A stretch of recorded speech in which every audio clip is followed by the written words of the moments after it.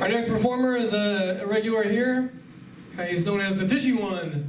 Give it up for George Fish.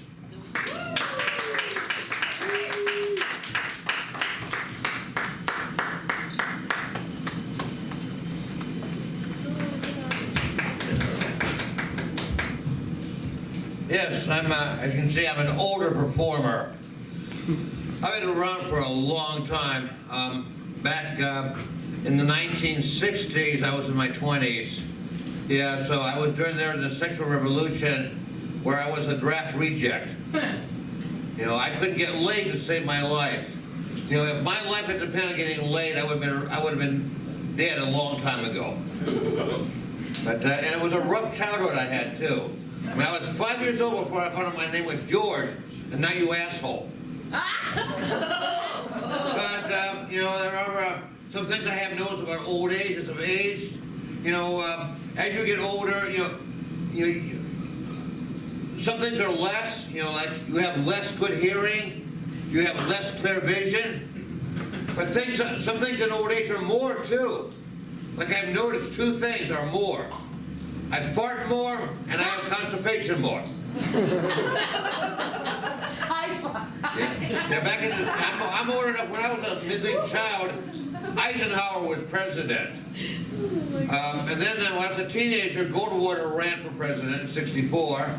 And then we had Nixon, Reagan, George W. Bush, and Donald Trump. All of them so far right that they make Eisenhower look like a screaming lefty communist. Anyways, one of the things I did last time, I was very successful with some poems I did. But before I go into that, I want to talk a little skit about, you know, Hillary Clinton, Bill Clinton, and Mitch McConnell all go on Maury Povich to see who fathers Chelsea.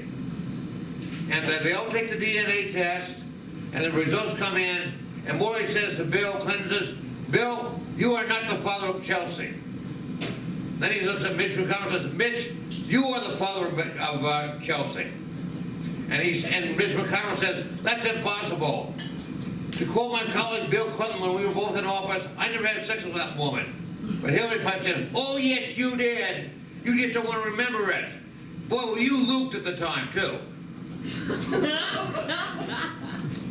Oh, Lord. But anyways, one of the things I did last time was very successfully read some poems. I read some allegedly humorous poems.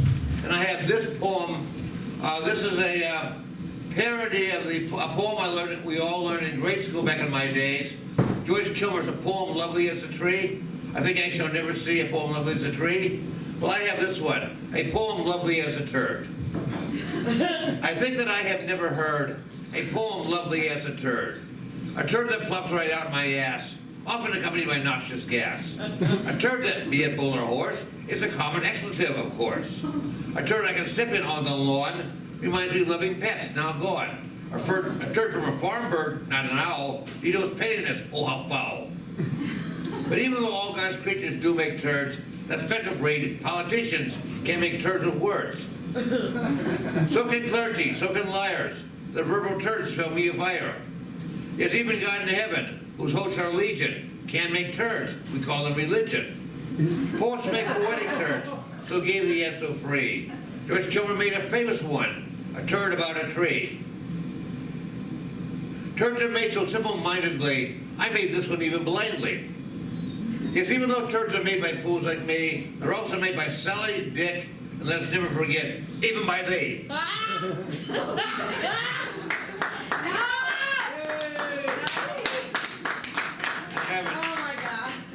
I have another one.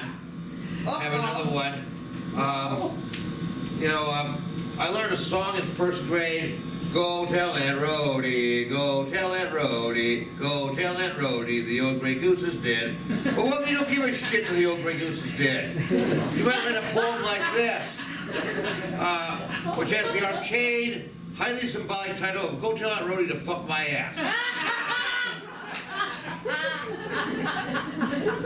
Who gives a fuck that the old gray goose is dead, Aunt Rhodey? Who gives a fuck? That motherfucker been around for what seemed forever. It had to go sometime. So why are you bitching that the old gray goose is dead? Did you ever think it might be a good thing that the motherfucker's dead? Did you? No, you're just crying about your stupid bird, and your stupid bird is dead. Well, fuck it, Aunt Rhody. I'm glad the motherfucker's dead. He was a nasty motherfucker anyway, always honking and biting. So really, Aunt Rhody, who really cares that the motherfucking old Grey Goose is dead? Not me, that's for damn sure. Now that I've inflicted two of them on you, I've got a third to inflict on you. Now this one doesn't have any four-letter words, but it has plenty of nasty thoughts, and it's kind of loosely inspired by George Carlin's famous skit, 7 words you can never say on television. It's called The 3 Most Wonderful Words in the English Language Are Truly Deaf to You. Think of that and how many people deserve to hear those words spoken to them. Deaf to you. Savor them and let them roll off your tongue. Deaf to you. Deaf to you. Deaf to you. Now think of all the people you wanted to say those very words to so many times, so many occasions. You know, you're a wonderful audience tonight. You are. You're a wonderful audience. I'm also a pathological liar, according to some people, too. But I do want to say, all of you, in the spirit of the last poem I read, I hope all of you have an early death. Maybe around the holiday time, you know, like on Christmas Eve. Just hours before you're supposed to open the presents, you die.